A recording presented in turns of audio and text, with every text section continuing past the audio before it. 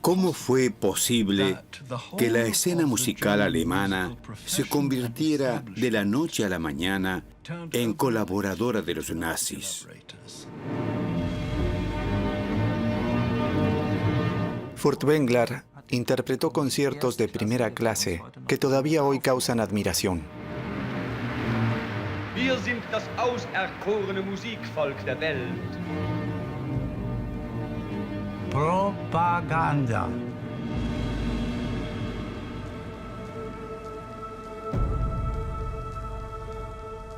En Auschwitz estaba internada la mitad de la Filarmónica de Viena. Es parte de la cultura alemana.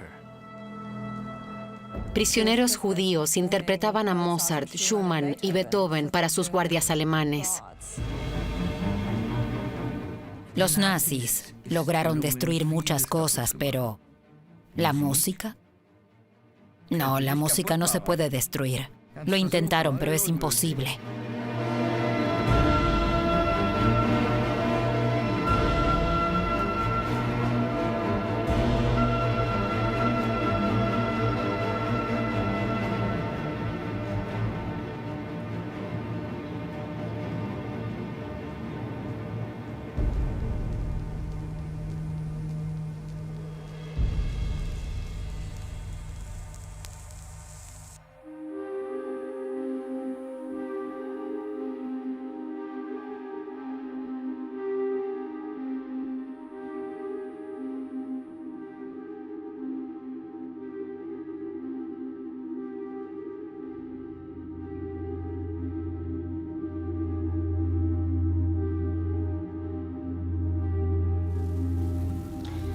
Hier spricht Anita Lasker, eine deutsche Jüdin aus Breslau. Ich spreche aus dem Konzentrationslager Bergen-Belsen und komme aus Auschwitz.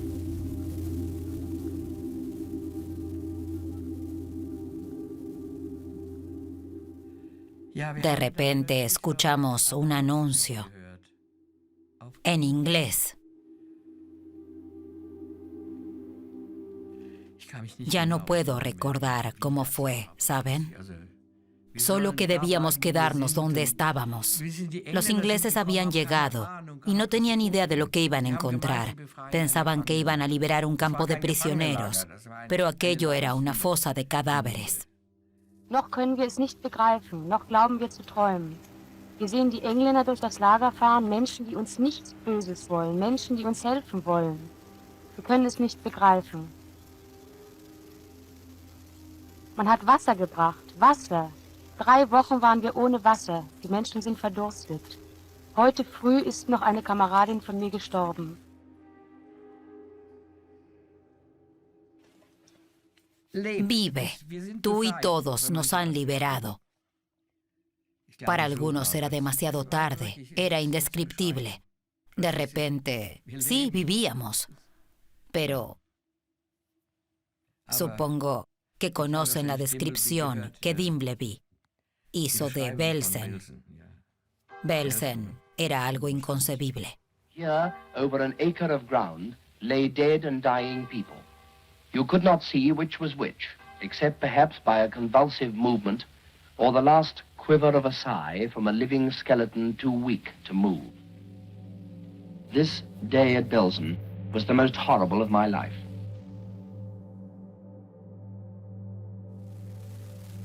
Bergen-Belsen gibt es keinen Kamin. Das heißt, das Elend wird nicht verbrannt, so wie es in Auschwitz war.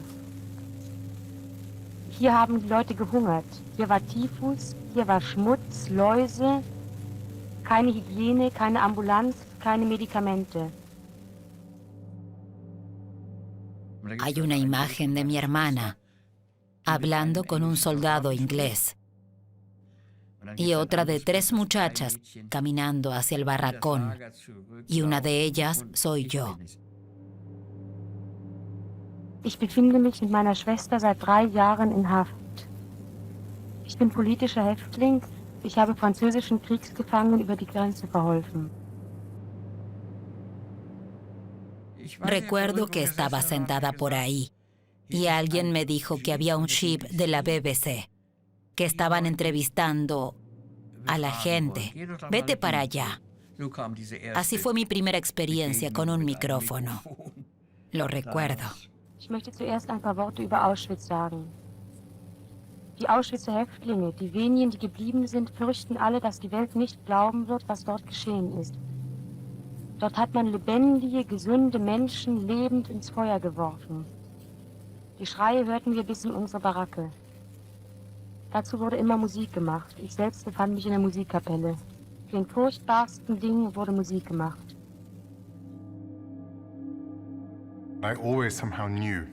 De alguna forma, siempre supe que el violonchelo le salvó la vida a mi abuela.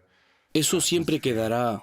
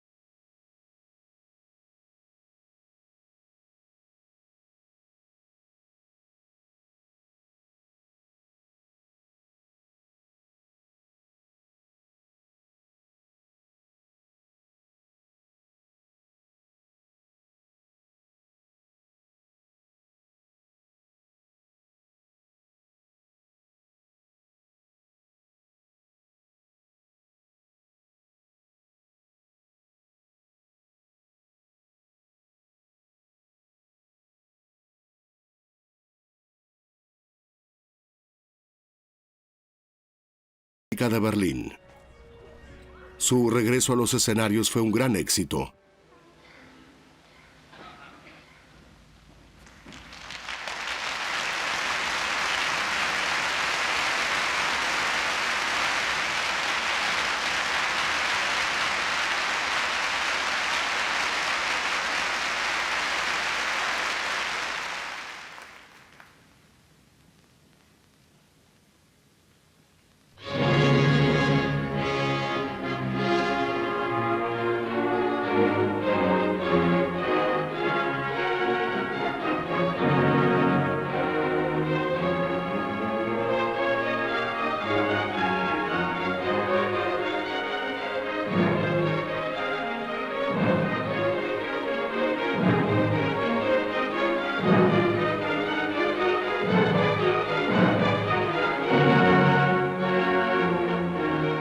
Wilhelm Furtwängler nació en Berlín en 1886. Rápidamente hizo carrera como músico. A los 20 años ya dirigía orquestas sinfónicas. Es tan convincente que como profesional solo puedo decir, no puede ser mejor. A veces pienso en dejarlo, después de ver a alguien dirigir así.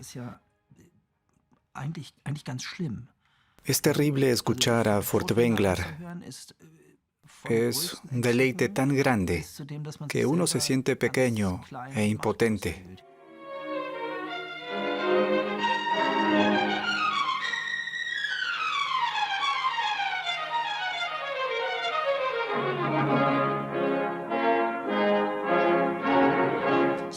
Yo sí creo que de él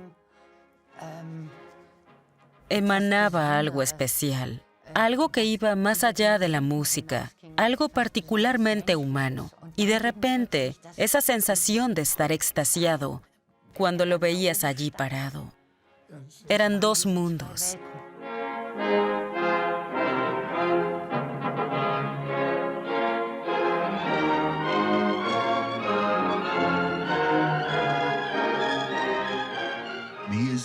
Era un genio de la música, sin duda, Pero como parte del pueblo alemán, no demostró nada de empatía hacia las víctimas. Al contrario, las únicas personas por las que Furtwängler expresó compasión fueron los alemanes que, según él, sufrían bajo la ocupación de los aliados.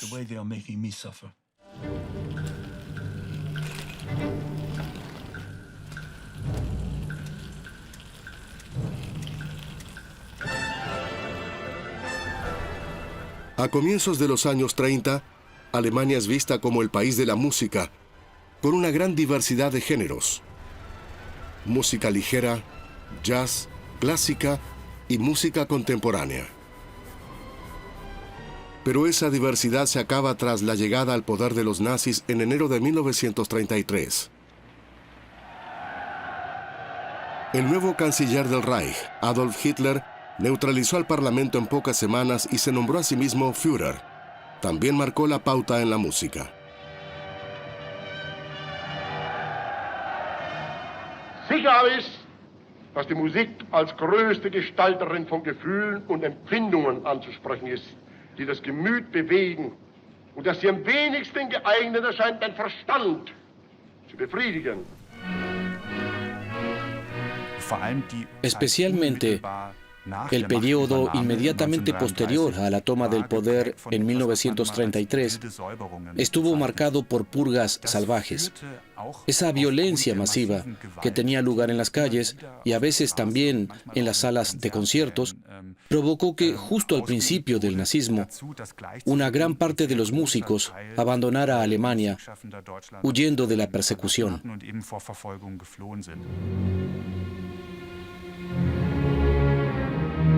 Joseph Goebbels, ministro de Cultura y Propaganda del Reich, es el responsable de la música en el Estado nazi. Nada más tomar el poder, instaura la Cámara de Cultura del Reich, a la que también pertenece la Cámara de Música del Reich. La afiliación es obligatoria para los músicos. Estas instituciones permiten a Goebbels controlar la vida cultural alemana y reparte cargos y títulos entre los artistas de éxito. Gestatten Sie mir, meine Damen und Herren, Ihnen die Präsidenten der einzelnen Kammern bekannt zu geben. Kraft Gesetzes übernehme ich selbst die Führung der Reichskulturkammer insgesamt. Für die Reichsmusikkammer zum Präsidenten Generalmusikdirektor Dr. Richard Strauss, zu Mitgliedern des Präsidialrates Generalmusikdirektor Staatsrat Dr. Wilhelm Furtwängler. Como vicepresidente de la Cámara de Música, el apolítico Wilhelm Furtwängler se convierte en una figura política. Además, recibe el título honorífico de Consejero de Estado de Prusia. Furtwängler es tan importante para los nazis que lo incluyen en la lista de artistas que tienen un don divino.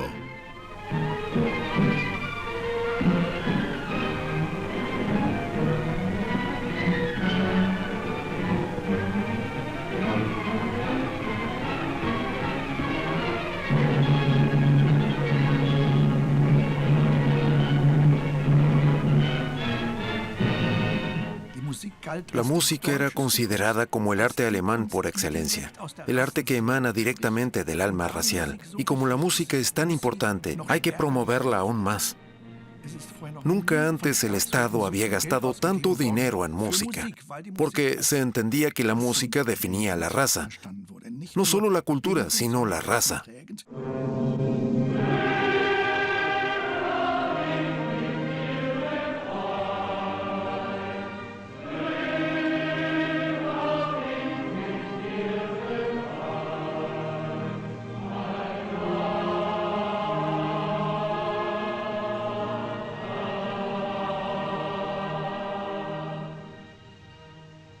Los nazis decían, somos una culturnación, un pueblo unido por una tradición cultural. No se nos puede acusar de hacer algo que lo contradiga. Esa es nuestra justificación. Somos una nación cultural y la cultura es nuestro armazón.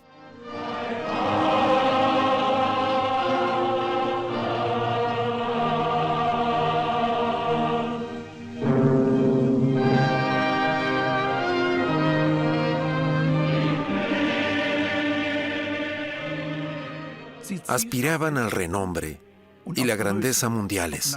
Pero cuando la música se convirtió en algo tan importante para la raza, tuvieron que eliminar todo aquello que se considerara ajeno a esa raza.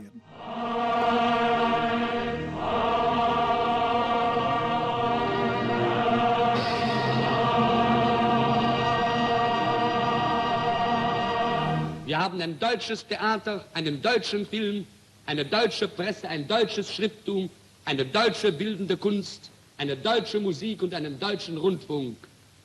Der früher oft gegen uns vorgebrachte Einwand, es gäbe keine Möglichkeit, die Juden aus dem Kunst- und Kulturleben zu beseitigen, weil deren zu viele seien und wir die leeren Plätze nicht neu besetzen könnten, ist glänzend widerlegt worden. Goebbels dijo, podemos sustituir brillantemente a los músicos judíos. No los necesitamos. Pero creo que son necesarios, incluso en Alemania. Breslau, a unos 300 kilómetros al este de la capital imperial Berlín. Actualmente se llama Wrocław y pertenece a Polonia. Anita Lasker nació aquí en julio de 1925 en el seno de una familia judío-alemana. Vengo de una familia que en aquel momento era totalmente normal. La música era sencillamente lo normal. Eso era antes de la televisión. En casa se tocaba música. Además, mi madre era música profesional, así que en nuestra casa siempre había música. Hay una foto mía sentada en el suelo, con una escoba y un peine, y una partitura delante. Hago como si estuviese tocando el violonchelo. Mis padres debieron decir, parece que la niña quiere tocar el violonchelo. Y entonces me compraron uno pequeño. Sí. Mi primer profesor se llamaba Herr Otto. Pero luego, poco a poco, comenzaron los problemas. Cuando crecí y quise seguir tocando violonchelo, no había ningún profesor en Breslau que quisiera enseñar a un niño judío. Hace poco estuve en Wrocław y fui al lugar donde estaba la casa. Caminé por la ciudad para recoger impresiones del lugar. Fui a la estación central, a la universidad. Era una familia judía, alemana judía muy culta, y no corrían peligro. Estaban a salvo, hasta que de repente... Entonces me enviaron a Berlín, donde todavía había un profesor judío que me impartió clases de cello. Eso fue poco antes del 9 de noviembre de 1938.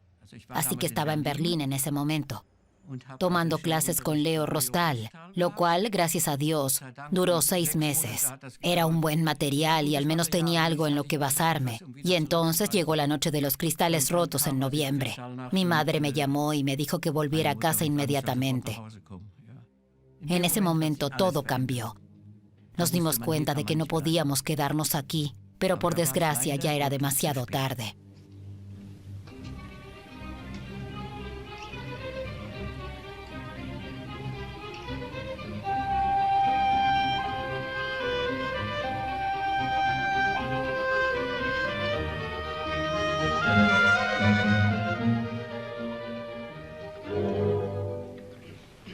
Der Crescendo ist in der Mitte des Taktes. Nicht schon am Anfang. Sowohl bei Ihnen als auch viel zu früh. Nur ganz, und nicht so übertrieben stark. Das ist ganz das Melancholische. Okay. Machen wir es nochmal. Bitte recht legato. Nicht.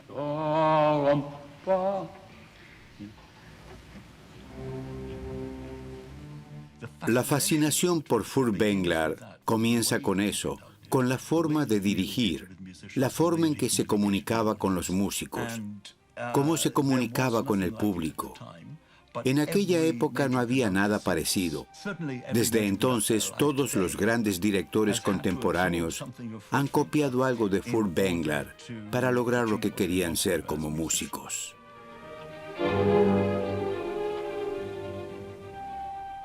Sonaba absolutamente espontáneo.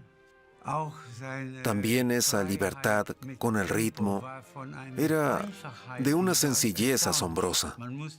Había que meterse en su mundo, claro, porque no era vertical. Era muy flexible a menudo, pero con gran naturalidad.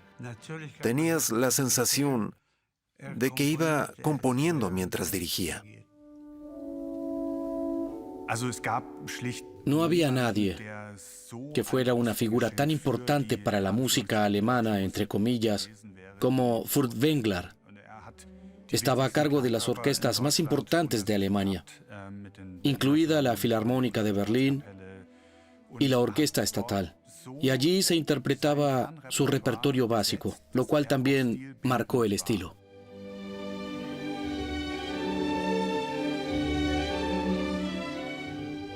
De alguna manera el efecto es diferente, más libre, más oscuro, no tan brillante.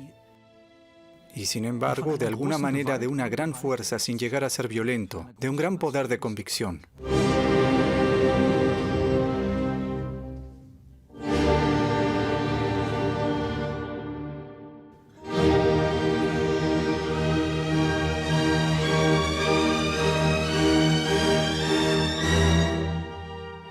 Él hablaba siempre de música alemana, tal vez casi demasiado, pero ese era su deseo. Y también quedarse en Alemania. Es gibt kein Volk und kein Land, das sich der mächtigen Sprache der deutschen Musik entziehen oder verschließen kann. Diese deutsche Musik aber ist nicht nur ein Teil von uns, sondern sie sagt von uns Deutschen aus, wie wir wirklich sind, in unserem eigentlichsten, besten Leben. También procedía de una familia donde se hablaba de temas intelectuales. Se hablaba de Miguel Ángel. Tenía los mismos conocimientos en todos los ámbitos del arte. Pero solo de ese ámbito. Creo que la política siempre fue algo... En fin... Sí.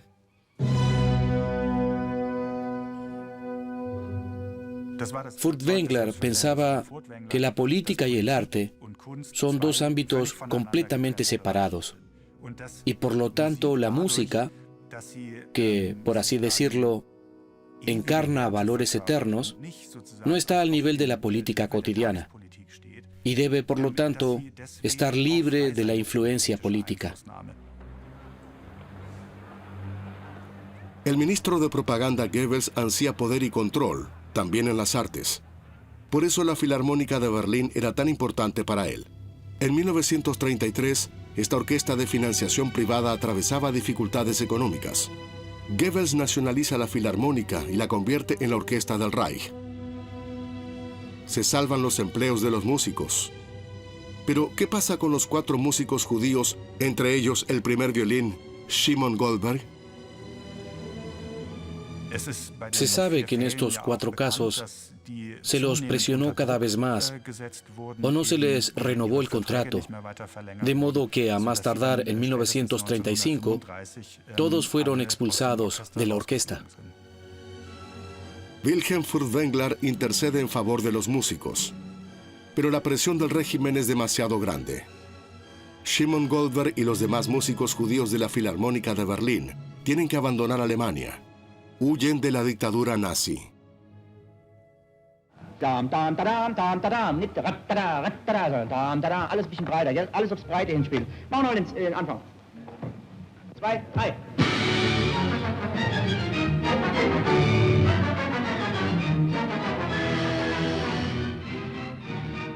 En 1934, Furtwängler intercedió por el compositor Paul Hindemith, cuya sinfonía Matías el Pintor quería interpretar con la Filarmónica de Berlín. Esto provoca un enfrentamiento con Goebbels, quien prohíbe el concierto. Para los nazis, el nuevo sonido de Hindemith es inaceptable. Con ese conflicto sobre el programa de la Filarmónica de Berlín, Furtwängler se enfrentó una vez al régimen. Después no tuvo más enfrentamientos. Le intimidaron y no quiso poner en peligro su posición y sus intereses personales como para volver a enfrentarse a Goebbels y mucho menos a Hitler.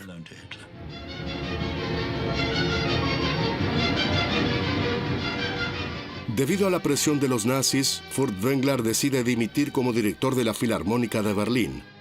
Renuncia a dirigir la ópera estatal y a su cargo de vicepresidente de la Cámara de Música del Reich.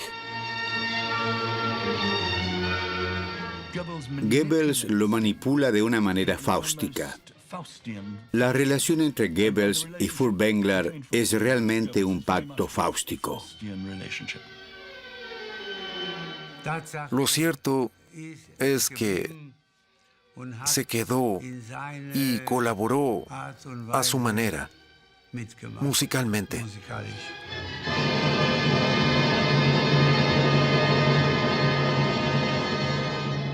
Wilhelm Furtwängler vuelve a los escenarios en la primavera de 1935 y dirige de nuevo la Filarmónica de Berlín.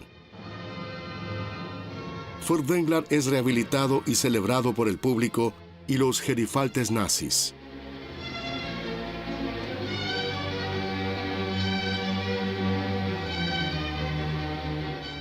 Y así hace su pacto con el diablo. El trato es, se queda en Alemania y no se rebela. Dirige para los nazis donde ellos le ordenen. Y lo hace bajo una enorme esvástica. Está moralmente degenerado.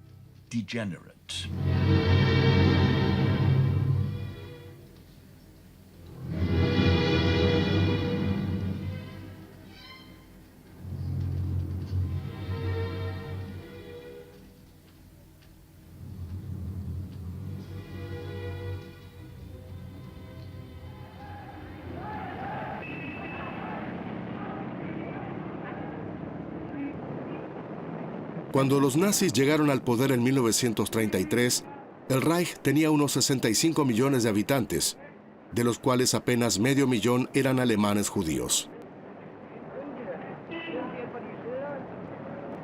Los denominados no arios fueron excluidos de la vida profesional.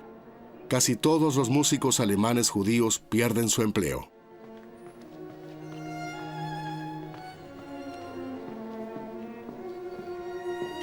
Muy pocos tenían medios económicos para emigrar.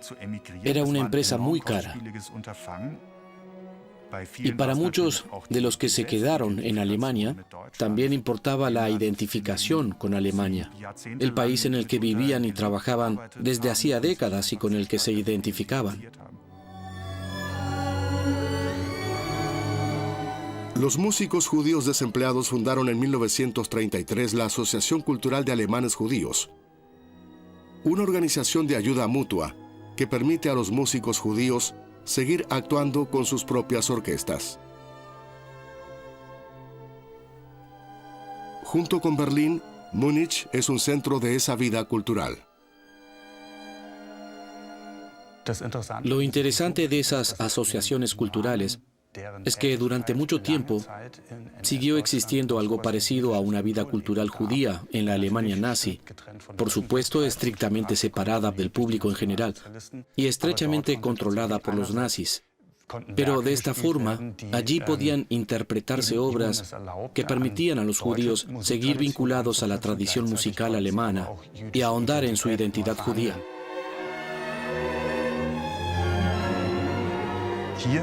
Ahí sigue estando la céntrica calle comercial, Neuhauser Straße o Kaufinger Straße, y justo aquí, en la calle lateral, se encontraba la sinagoga central hasta 1938, donde se celebraban grandes conciertos. En las inmediaciones de la sinagoga principal había al menos 2 tiendas de música judía, donde todavía se podían comprar discos hasta mediados de los años 30. Y pocas calles más allá, en la Promenade Straße, estaba el llamado Palais Portia, donde tenían lugar conciertos más pequeños de la Asociación Cultural Judía.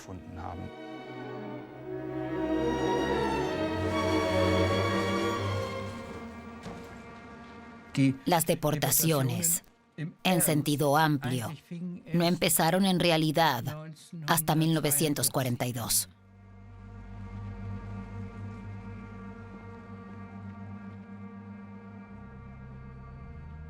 Y sucedían de diferentes maneras. Algunas personas eran interceptadas en plena calle.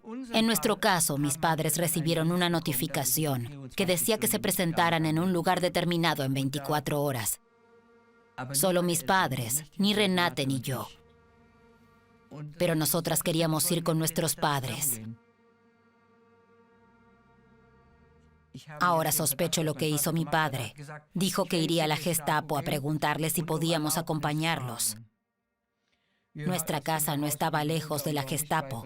Creo que mi padre dio 2 vueltas a la cuadra, volvió a la casa y dijo que no podíamos ir. Y dijo también aquellas palabras tan sabias que aún puedo oír. Siempre hay tiempo para ir a donde nosotros vamos. Nosotras sobrevivimos y ellos no. Así fue. Tras la deportación de sus padres, Anita Laska y su hermana Renate son enviadas a un orfanato judío en Breslau.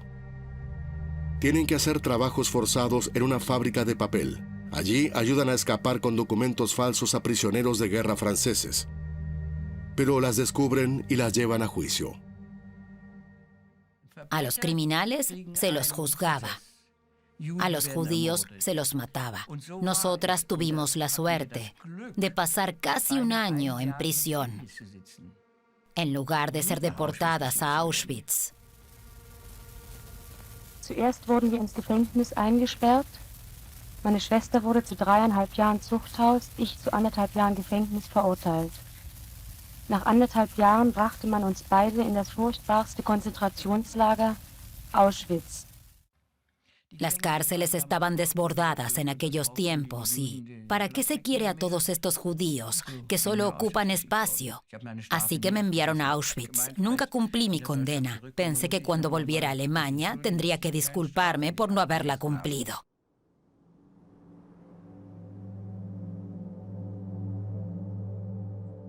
Entonces ya se sabía lo que estaba pasando en Auschwitz. Vas a Auschwitz para ser asesinado. Eso estaba claro, era la última estación. Pero las cosas a veces resultan de otra manera. Llegué a Auschwitz de noche y a la mañana era el recibimiento. Tengo que decir que hubo una diferencia entre mi caso y los prisioneros que llegaban a Auschwitz en los grandes transportes de judíos. En esos enormes transportes siempre había una comisión que decidía quién iba directamente a la cámara de gas. Yo me libré de eso, porque solo éramos 10 personas, delincuentes, ¿no? Ich möchte in kurzen Stichworten wiedergeben Dinge, die in Auschwitz geschehen sind. Bei unserer Ankunft hat man uns rasiert und hat uns eine Nummer in den Arm eintätowiert. Y entonces pasó lo siguiente. Había muchos presos que hacían el trabajo durante la ceremonia de admisión, por así decirlo. Y una muchacha, es decir, una prisionera, me preguntó, ¿cómo te llamas? ¿De dónde vienes? ¿Cuánto durará la guerra? Conversamos. Creía que venía del exterior. Le dije que no, que de la cárcel. ¿Y qué hacías antes? Tocaba el cello, le dije. Fantástico, pues aquí hay una orquesta, quédate aquí. Yo ya me había quitado la ropa y ella me dio un cepillo de dientes. Me dijo, quédate y espera. Y se fue corriendo a buscar a la directora de la orquesta, que era Alma Rosé. Estaba entusiasmada. Por fin tengo un cello. No había chelista en la orquesta. Hubo una, pero había muerto. Así que llegué en el momento justo. Fantástico. Y entonces siguió esa loca conversación. Yo desnuda. Y Alma Rosé me pregunta, ¿dónde estudiaste? ¿Qué estudiaste? Y me dijo, ahora tienes que ir a cuarentena, pero iremos a buscarte. Y así es como entré en la orquesta.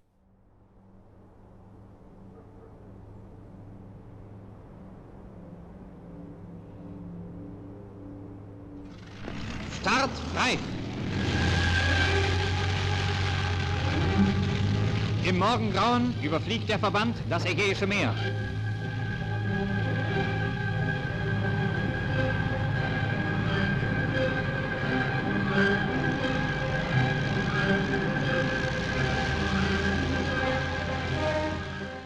No creo que haya nada militante o agresivo en la música de Wagner. Es una música muy buena. Por eso para mí Wagner como compositor no es malvado. Simplemente es un compositor que intenta crear grandes obras.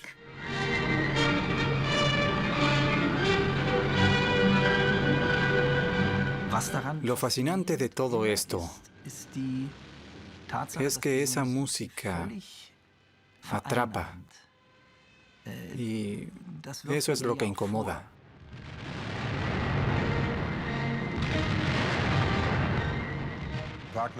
La música de Wagner parecía encajar muy bien con la ideología del nazismo.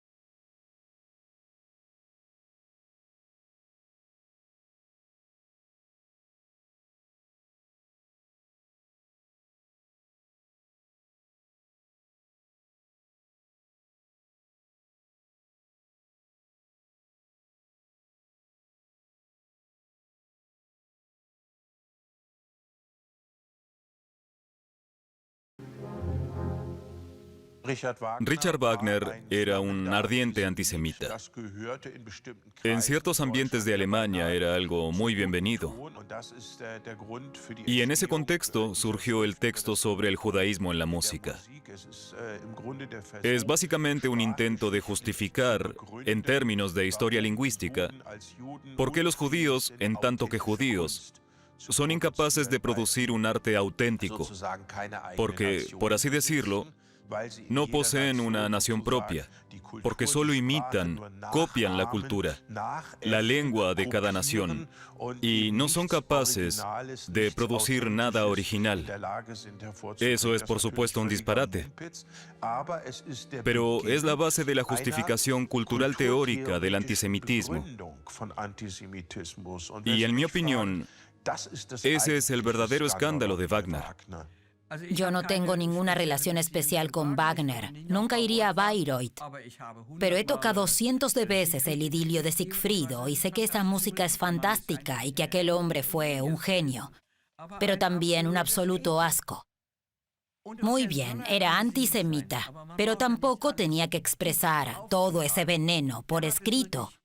La verdad es que traspasó un límite. Fue una especie de legitimación en la sociedad respetable e ilustrada. Él era compositor.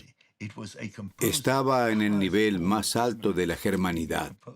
Un compositor alemán que afirmaba que está bien ser antisemita, que para un compositor alemán es casi esencial odiar a los judíos.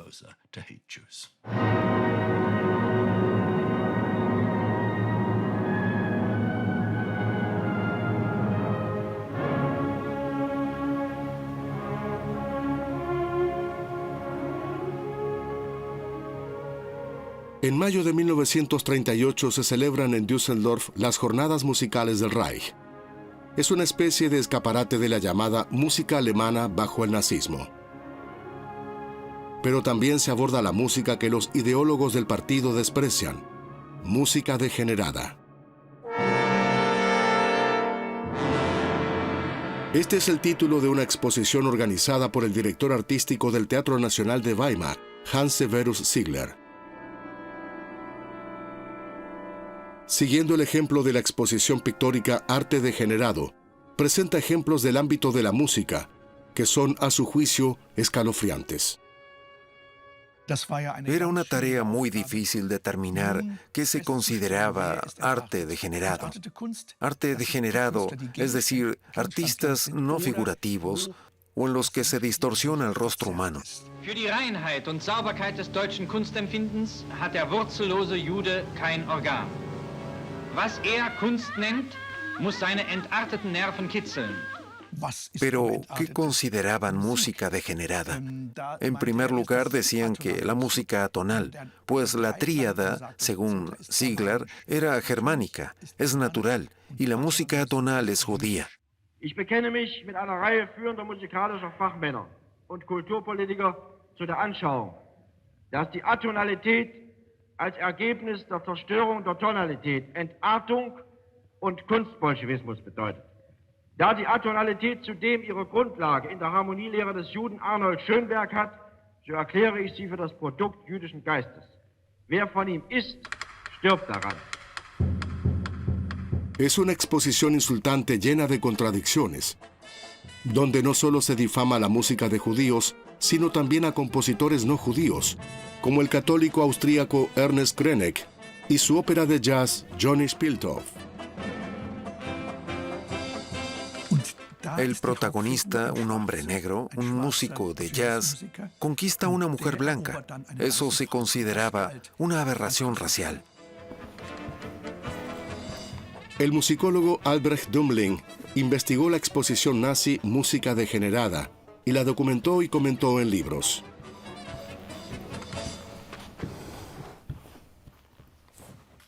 En el libro tenemos la foto de la portada del folleto Música Degenerada. Y como símbolo de lo que consideraban música degenerada, aparece un músico de jazz negro, un afroamericano, pero retratado de la forma más repulsiva posible, con los labios abultados, con pendientes, pero al mismo tiempo sombrero de copa y frac. No se ve aquí, pero es un frac. Y un gran saxofón y luego, para culminar, la estrella de David. Y en el fondo está la idea nazi de que la penetración del jazz y de la música de jazz en Alemania estaba controlada por los judíos y que era la encarnación del mestizaje. Y la mezcla de razas era algo degenerado para los nazis.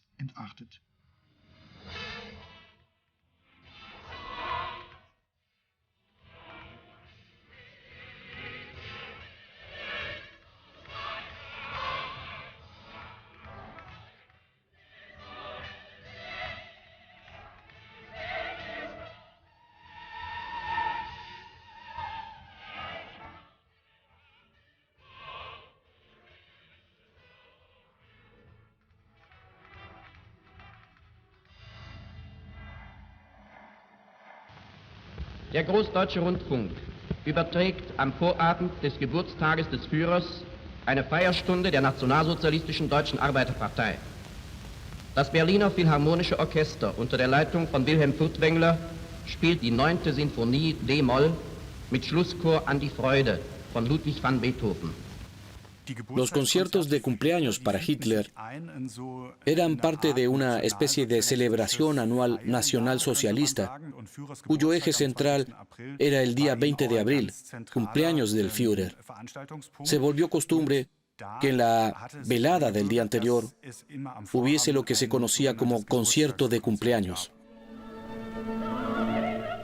Ya en los años anteriores, Goebbels había intentado convencer a Furtwängler para dirigir el concierto de cumpleaños, pero el director siempre había logrado disculparse por motivos de salud.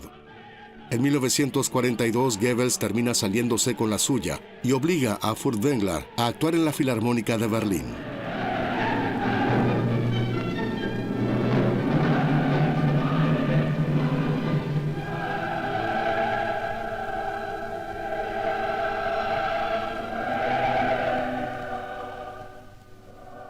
En ese momento no tenía idea de qué día era, pero se notaba que algo pasaba. Se transmite claramente y eso resulta fascinante.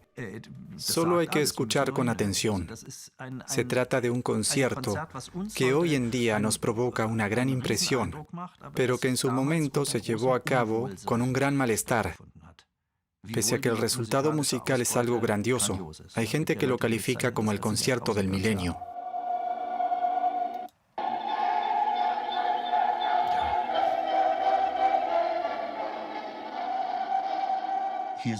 Es un hombre con conciencia, que decide reprimir su conciencia.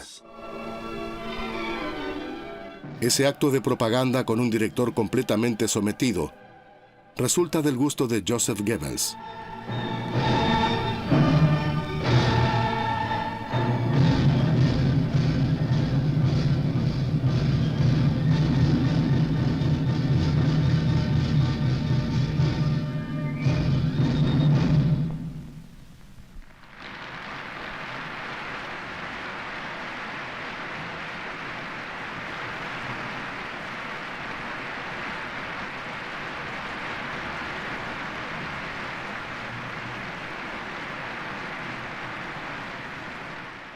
La cara que pone cuando le da la mano habla por sí sola.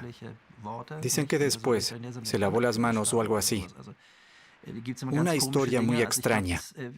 Creo que era muy sensible, pero había aceptado hacerlo. Y en esa velada logró dar un concierto que quizás ni él mismo sabía lo grandioso que había sido. Aún sin haber vivido ese tipo de situaciones, debemos trazar una línea ética que nos diga si algo está bien o mal, si es bueno o malo. ¿Qué hubiésemos hecho en esa situación? ¿Cuáles son mis motivos? ¿Cuáles son los pros y los contras? ¿Estoy en peligro de muerte? ¿Voy a perder mi vida si no dirijo este concierto para el cumpleaños de Hitler? Y si la respuesta es no, si no te van a meter en un campo de concentración por no hacerlo, ¿por qué lo diriges entonces?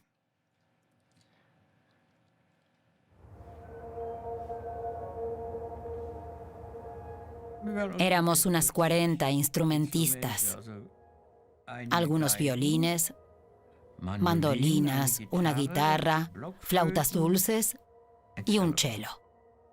La mayoría éramos unas muchachas aficionadas. No puede imaginarse lo que era. Desde luego no era una orquesta, pero Alma logró, no me pregunten cómo, convertirnos en algo aceptable. Si hubiésemos sido tan malas que no se nos pudiese escuchar, habría sido nuestro fin. Alma Rosé era una violinista extraordinaria que se había labrado una exitosa carrera en Europa en los años 20 y 30. Provenía de un linaje musical muy prestigioso. Su padre, Arnold Rosé, había sido el concertino de la Filarmónica de Viena y el fundador del cuarteto Rosé Quartet, y ella además era sobrina de Gustav Mahler.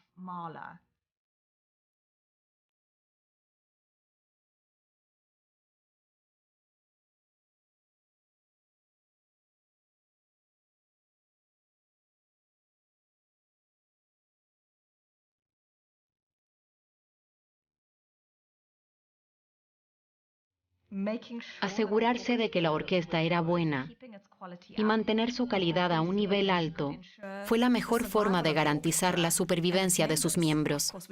No tenemos ninguna grabación de aquella orquesta, claro, de modo que es difícil saber cómo sonaba, pero probablemente no era tan mediocre ni de tan baja calidad como muchas de las orquestas de los campos de concentración.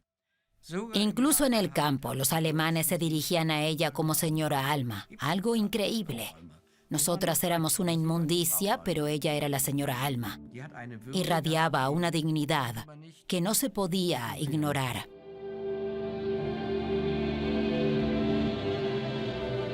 En los años 30, Alma Rosé había dirigido una pequeña orquesta femenina llamada Las Valsistas de Viena.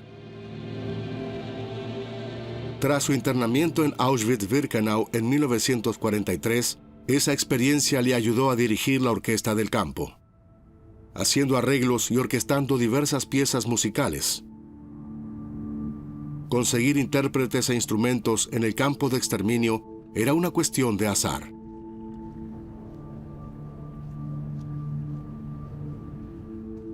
Los diferentes objetos que los judíos traían consigo eran clasificados, seleccionados y preparados para su envío a Alemania. en una zona llamada Campo de Valores, que en la jerga del campo se conocía también como Canadá. En aquellos días para los europeos, Canadá era un país de abundancia, de emigración, el país de las maravillas. Canadá estaba justo allí, en esa dirección.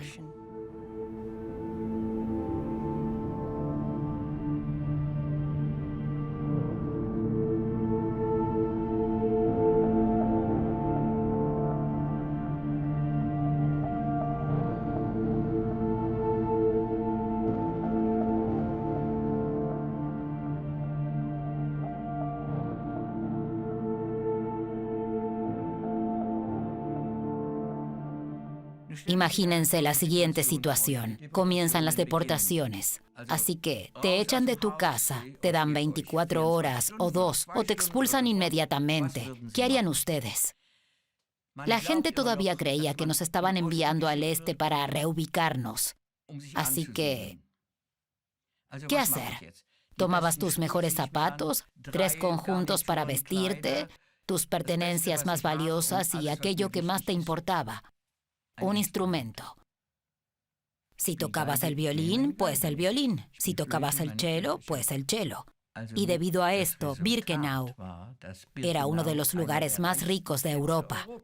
Allí estaban las mejores y más importantes pertenencias que la gente había llevado consigo.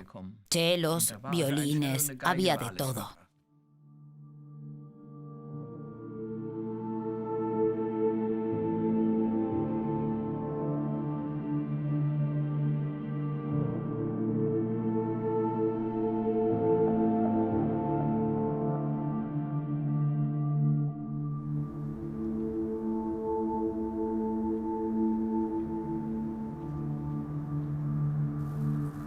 Dann möchte ich etwas von den Kommandos erzählen, von den Arbeitskommandos. Ausmarsch und Einmarsch selbstverständlich immer mit Musikbegleitung. Im strengsten Winter hatten die Menschen keine Strümpfe an. Pullover wurden sehr zeitig weggenommen und sehr spät wiedergegeben. Das heißt, die Menschen erfroren förmlich.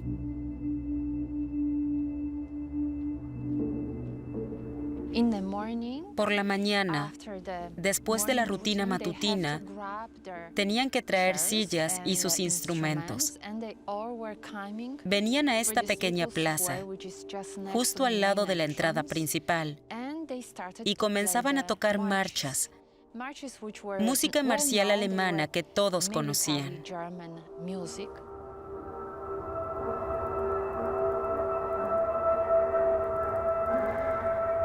Miles de prisioneros salían marchando a trabajar en las fábricas, y lo mismo a su regreso.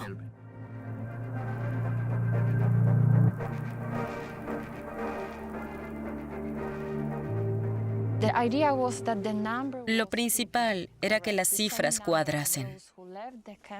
El mismo número de prisioneros que salían del campo por la mañana tenía que regresar por la noche.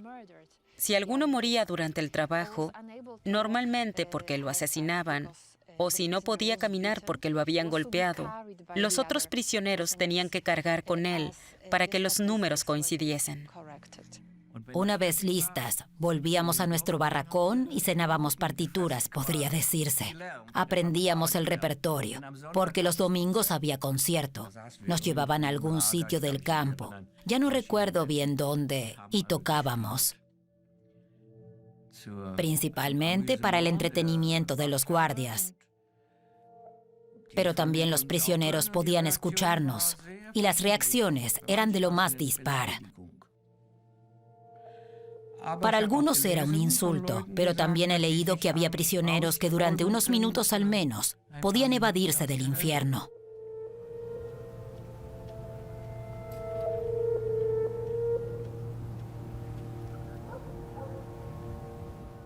Cuando visité Auschwitz, quise ver el barracón número 12, el de las músicas. Por el libro de la abuela, sabía que se encontraba cerca de la rampa, donde seleccionaban a los prisioneros, y efectivamente estaba allí, justo al lado de la valla.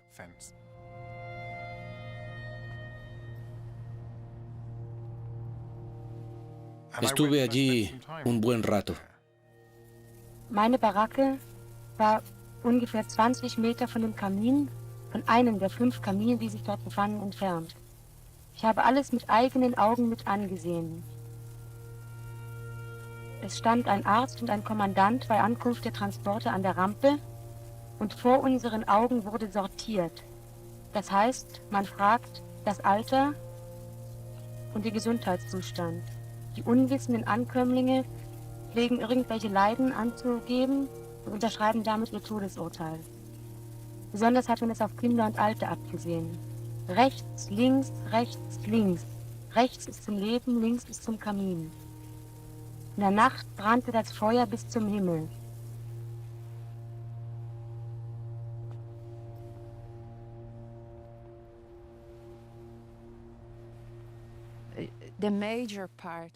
Se sentaban en esta zona, a la izquierda y a la derecha, para ensayar. Todavía se puede ver el emplazamiento del edificio, que estaba al lado del campo, pero también al lado de la valla. Y justo detrás de la valla estaba la rampa de llegada. De modo que mientras ellas ensayaban, había gente en el andén que podía oír su música.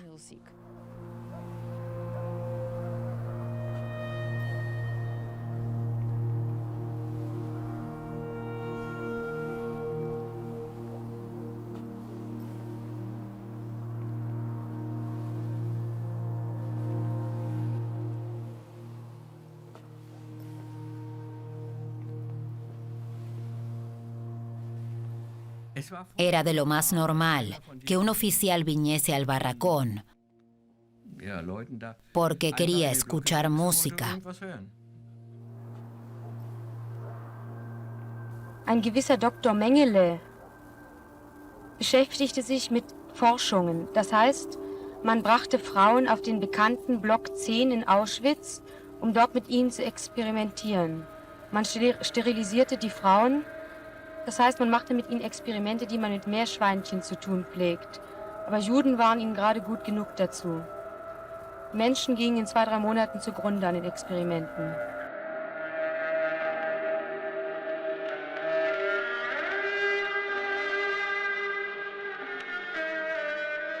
Entre 1943 y 1945, Josef Mengele fue médico de campo de las SS en Auschwitz-Birkenau, participando en el asesinato de decenas de miles de personas. Él quería escuchar Ensueño, de Schumann, y tuve que tocarla. Lo hice lo más rápido que pude sin mirarlo ni una vez. ¿Por qué escribí sobre esto? Porque me parece interesante destacar que esa gente, Mengele y compañía, no eran gente inculta. Él conocía esa pieza. Y hoy me preguntan que cómo fue aquello, que cómo pude interpretar a Schumann. ¡Qué tontería! ¿Cómo me sentí? No sentí nada. Me fui en cuanto me echó.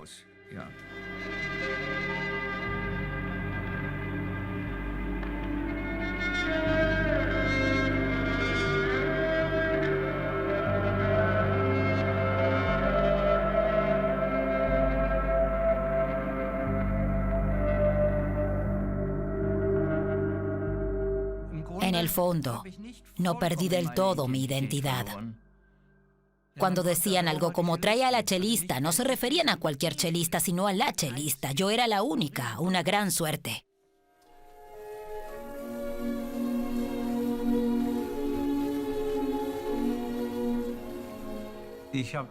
Dirigí en el Festival de Bayreuth durante 18 años y me hice muy amigo de Wolfgang Wagner, el nieto.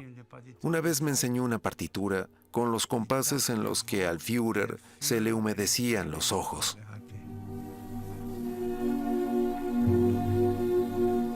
Cada verano se celebra en Bayreuth un festival dedicado a la obra de Richard Wagner, un importantísimo acontecimiento en la época nazi, ya que Wagner era el compositor favorito de Hitler.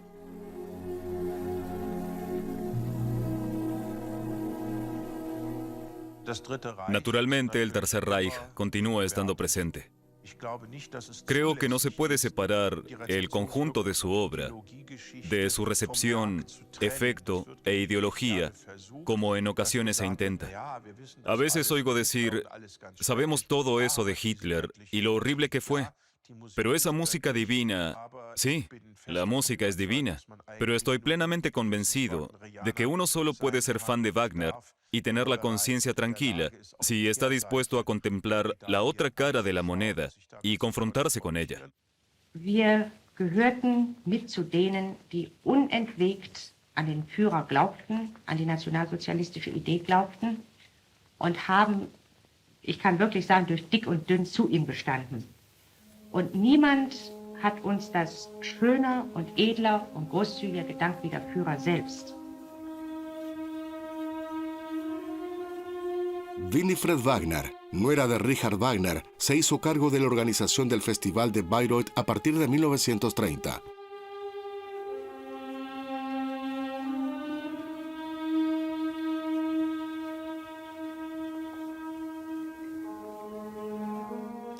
Ambos se entendían y estaban de acuerdo en lo concerniente a Wagner y a Bayreuth.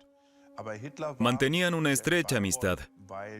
Hitler venía a Bayreuth porque los Wagner eran para él una especie de familia que sustituía a la que él nunca tuvo. Se puede decir que para él era un tiempo de asueto. Y me parece muy importante resaltar esa dimensión, porque lo más escalofriante, espantoso aquí, es que un artista frustrado, un pequeño burgués furioso, pueda llegar a asumir al mundo entero en el caos. Y en eso quizá estemos hoy más cerca de Hitler de lo que quisiéramos.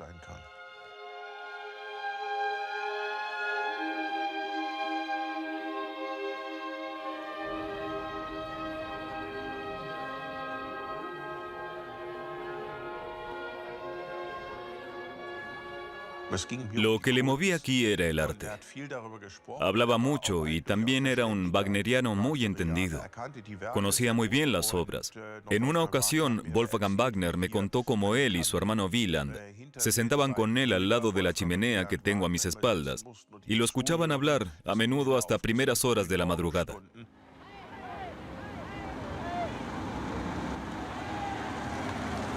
La presencia de Hitler en el festival era a la vez una declaración política, entendida a la perfección por los artistas, de que los judíos no eran bienvenidos. Directores de la talla de Arturo Toscanini renunciaron por esta razón a participar en Bayreuth.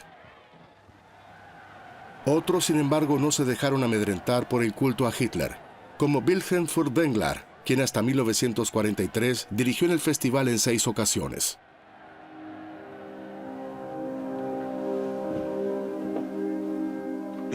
Hitler tenía la costumbre de pasar entre bastidores tras las actuaciones, algo que los políticos no acostumbraban a hacer. Pero allí se sentía como uno más entre los artistas. Le encantaba. Y los artistas se sentían a su vez muy honrados de que el Führer pasase a saludarlos, hablase con ellos y les diese las gracias.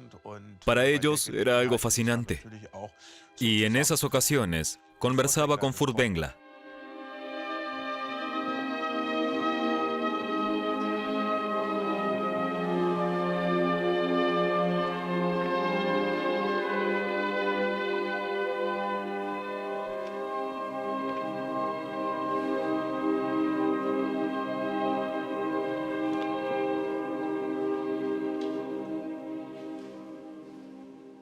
Polen hat heute Nacht zum ersten Mal auf unserem eigenen Territorium auch mit bereits regulären Soldaten geschossen. Seit 5:45 Uhr wird jetzt zurückgeschossen. A partir de 1940 se celebra en Bayreuth el llamado Festival de la Guerra. La música de Wagner se convierte en parte de la maquinaria de guerra y propaganda. En un principio, Winifred Wagner quería interrumpir el festival mientras durase la guerra, como se había hecho durante la Primera Guerra Mundial. Pero Hitler no quiso, ya que para él era importantísimo que Bayreuth siguiese adelante, funcionando a modo de propaganda, como centro distinguido de la cultura nazi, incluso aunque el propio Hitler apenas volviese. Desde el estallido de la guerra, el festival pasó a ser financiado por la organización nazi Kraft durch Freude, Fuerza a través de la alegría, responsable también del programa de ocio del ejército alemán.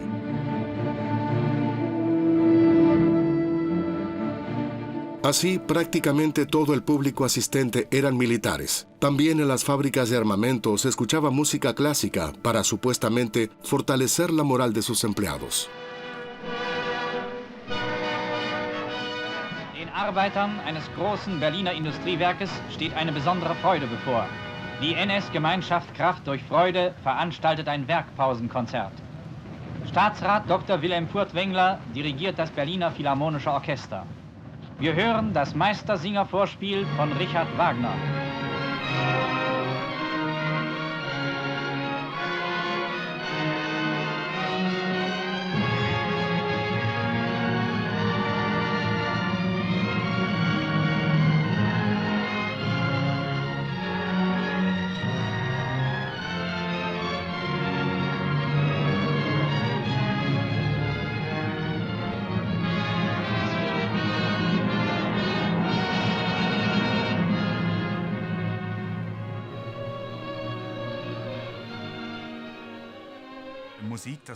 Es importante explicar que teniendo en cuenta no solo el evento musical en sí, sino también el marco en el que tenía lugar, esta música servía muy claramente a objetivos propagandísticos.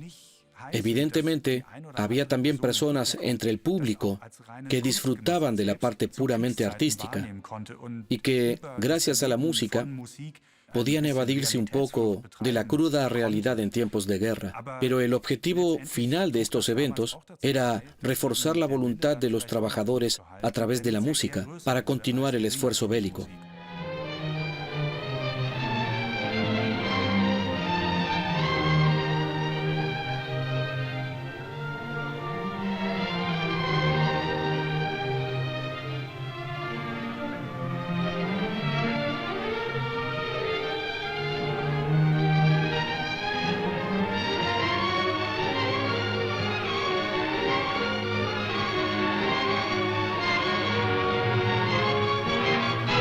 Zu einer Zeit, in der die Feindmächte von allen Seiten gegen Deutschland anrennen, hat die deutsche Staatsführung sich zu weiteren tiefgreifenden Maßnahmen des totalen Kriegseinsatzes entschlossen. Sämtliche Theater, Varietés und Kabaretts sind am 1. September geschlossen worden. Trotzdem wird Deutschlands kulturelle Weltgeltung unbestritten bleiben. Bis in das 5. Kriegsjahr war das deutsche Kulturleben ohne Einschränkungen erhalten und sogar gesteigert worden. ¿Cómo es posible que todavía en 1944 se hiciesen grabaciones de la marcha fúnebre, de El ocaso de los dioses, cuando todos los recuerdos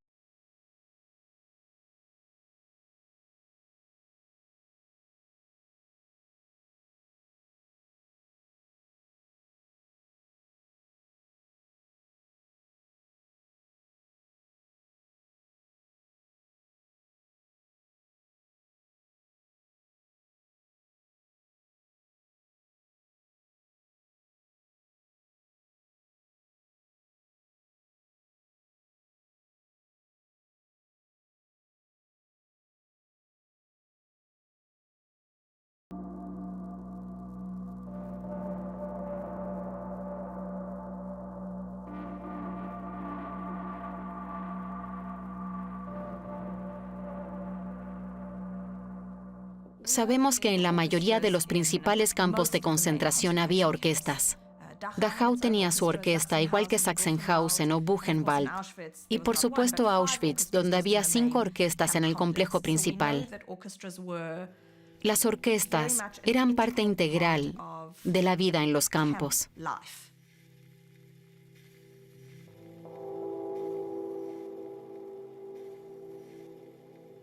Éramos una especie de pieza de exhibición. Si alguien de, por ejemplo, la Cruz Roja venía para comprobar si Auschwitz era un campo de concentración normal, no le mostraban las cámaras de gas. Nos mostraban a nosotras, que teníamos un aspecto aceptable. Veían que había música y que todo parecía estar en orden. Era una farsa monumental.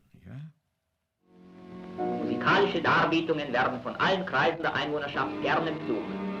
In einem Konzert wird ein Werk eines in Theresienstadt lebenden jüdischen Komponisten aufgeführt.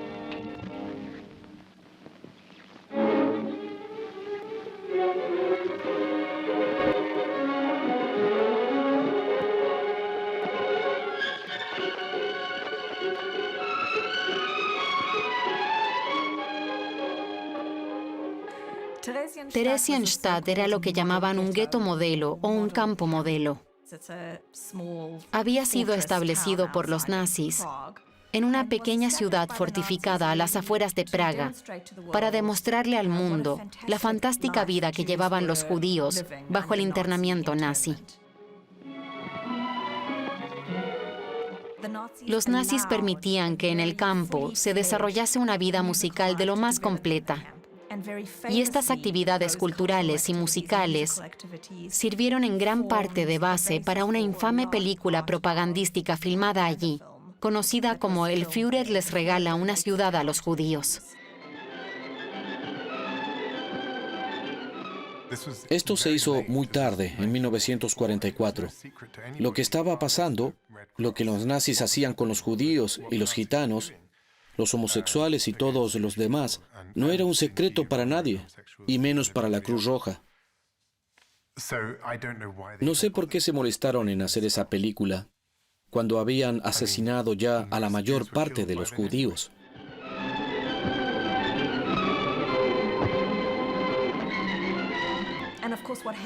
Por supuesto, poco después de haber terminado la grabación, muchos de los músicos e intérpretes que aparecen en la cinta fueron enviados a Auschwitz-Birkenau.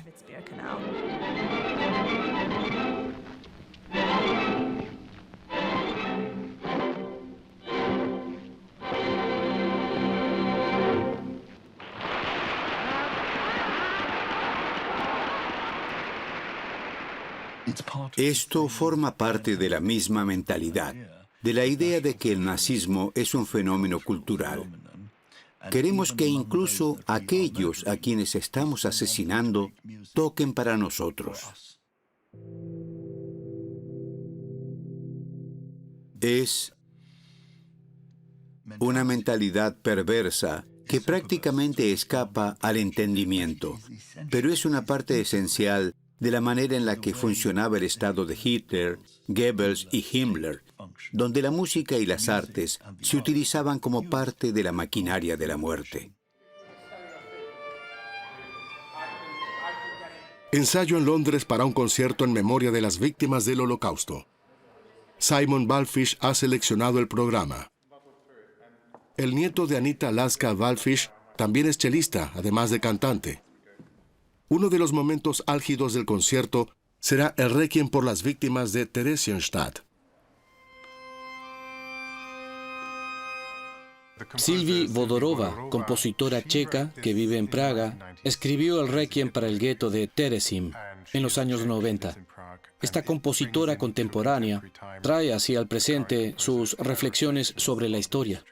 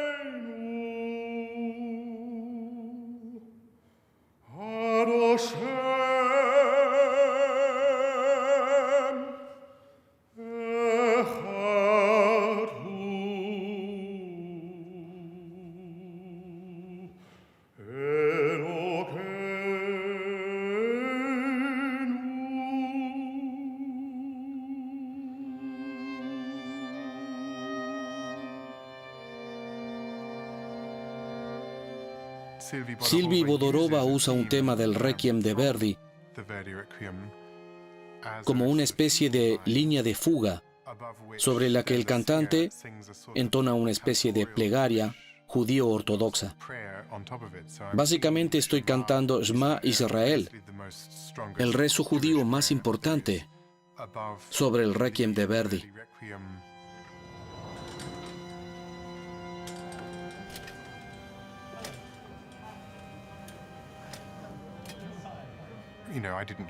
Yo no elegí nacer en esta familia y desde luego no utilizaría el recuerdo de las víctimas del Holocausto en mi propio beneficio.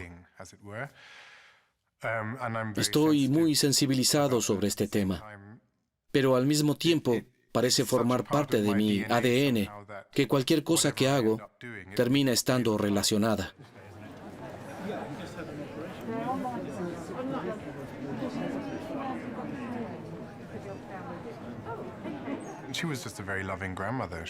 Siempre ha sido una abuela de lo más cariñosa. Ha venido a cada uno de mis conciertos, desde la escuela hasta el día de hoy.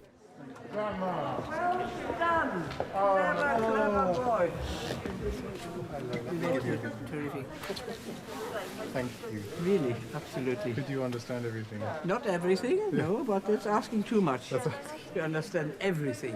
Yeah, hey, amazing. When did you get the time to do that? I know when, exactly when. You put the whole thing together? Yeah. When did you do that? Well, just in between nappies and, yeah.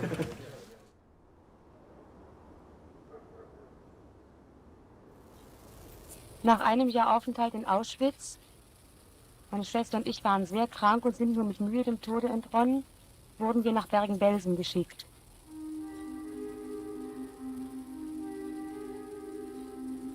Meine Eltern sind auch dabei kaputt gegangen. Aber wir blicken jetzt vorwärts, wir sind voller Hoffnung, voll neuen Mutes. Wir sind befreit. Hoffentlich werden wir doch noch irgendwelche Verwandte wiedersehen.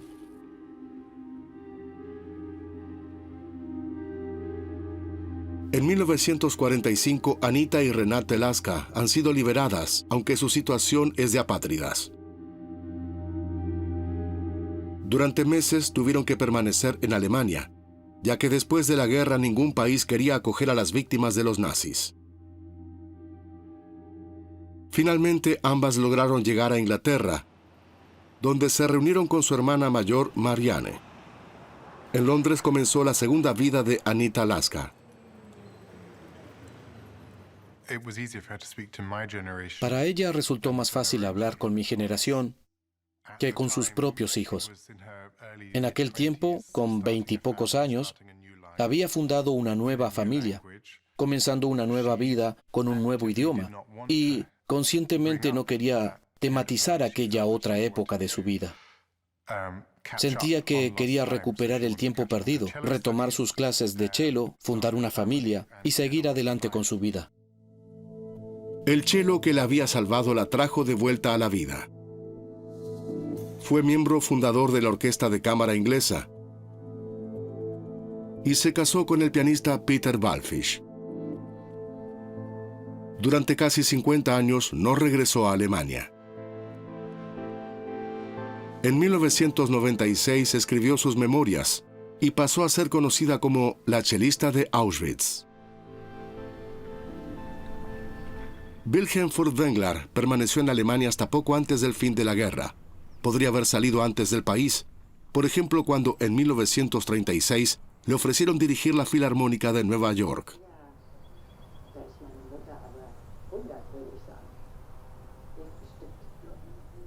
Ja, das ist diese Frau voll unheimlich schön. So schön, ja. Und ganz ernst. No sería hasta febrero de 1945 que buscó refugio con su familia en Suiza. Tras el proceso de desnazificación, volvió a dirigir a partir de 1947, incluso internacionalmente, como en el Festival de Salzburgo de 1954.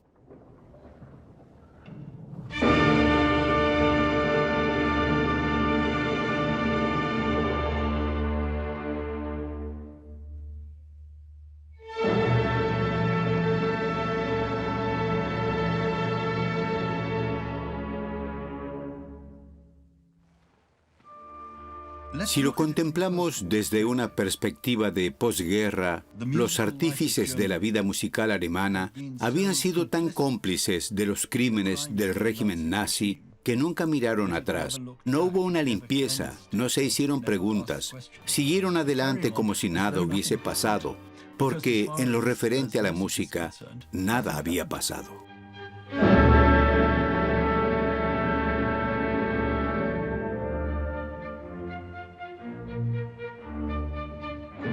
Era muy respetado en Alemania. Creo que uno no puede tomarse la libertad de juzgar a personas que han pasado por una situación inimaginable. Yo no le reprocho a Furtwängler no haberlo dejado todo para irse a Estados Unidos o a donde nadie lo conociese. No es tan fácil.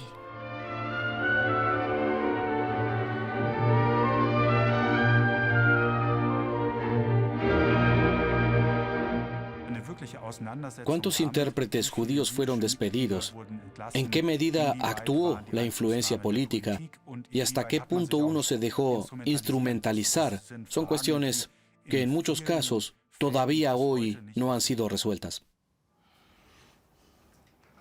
Yo le preguntaría, ¿a dónde creía que iba toda aquella gente que desaparecía de repente? Mi madre cuenta cómo en la radio escuchaban todo lo que los aliados habían encontrado en los campos de concentración y que él le dijo que nunca más volvería a sentir alegría. En noviembre de 1954, Wilhelm Furtwängler muere a los 68 años de edad. Está enterrado en el cementerio de Heidelberg.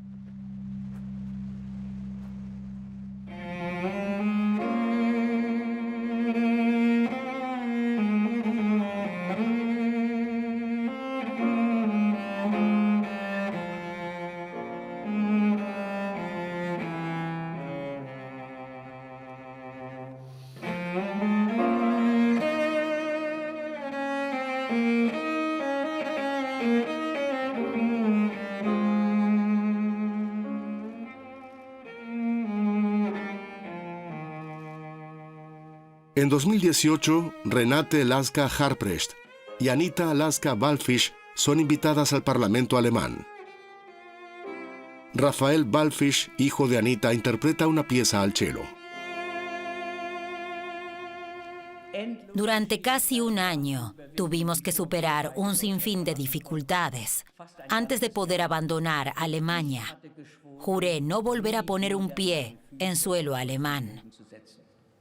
Mi odio por todo lo alemán no tenía límites.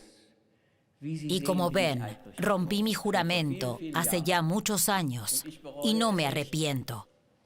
El odio es un veneno con el que finalmente una se envenena a sí misma.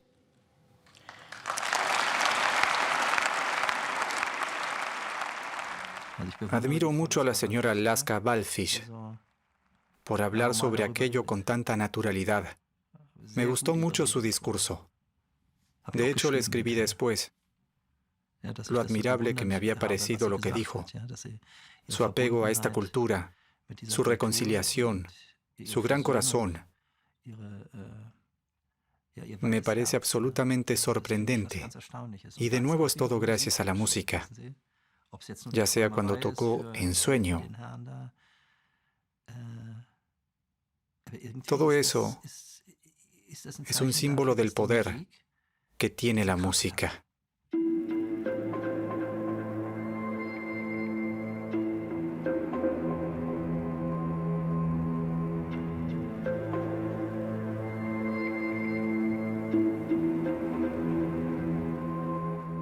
La vida para mí tiene dos partes. Una es el infierno y la otra la vida normal.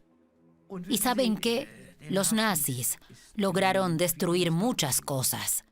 ¿Pero la música? La música no se puede destruir. Pueden intentarlo, pero es imposible.